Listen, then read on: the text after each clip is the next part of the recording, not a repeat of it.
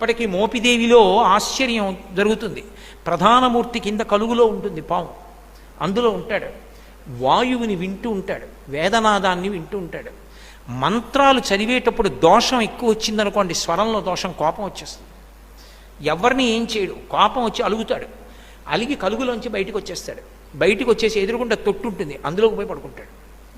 నేను లోపల ఉండనంటాడు. నాదం తప్పు వస్తోంది, స్వరం తప్పు వస్తోంది, నేను విన్నా మంత్రం అంటాడు. అప్పుడు వచ్చి మళ్ళీ స్వరంతో చదువుతారు మంత్రం. చదివి తప్పు అయిపోయిందయా క్షమించు, నీ యథాస్థానాన్ని చేరమని అడుగుతారు. అప్పుడు ఒకసారి మళ్ళీ ఆ బుట్టలోంచి పైకి లేచి మళ్ళీ వెళ్ళిపోతాడు. అందరూ చూస్తుండగా జరుగుతుంది మోపిదేవిలో. నేను అబద్ధం చెప్పాను అనుకుంటున్నారేమో. మీరు కావాలంటే అర్చకుల్ని వెళ్ళి అడగండి, కిందే ఉంటుంది కలుగు, అందులోనే పడుకుని ఉంటాడు. అందరూ చూస్తుండగా బయటకు వస్తాడు. స్వరం తప్పినా, అనాచారం ఎక్కువైపోయినా బయటకు వచ్చేసి అలకపాం పెక్కి పడుకుంటాడు. మళ్ళీ వెళ్ళి వేదం స్వరంతో చెప్తే లోపలికి వెళ్ళిపోతాడు. ఆ నాదాన్ని ఇష్టపడతాడు కాబట్టి సర్పరూపంలో పడుకుంటాడు. చిన్న అపరాధం జరిగింది, ఒకసారి బ్రహ్మగారిని నిగ్రహించాడు. ఆ కారణానికి వచ్చి పుట్టలో పడుకొని ధ్యానం చేశాడు.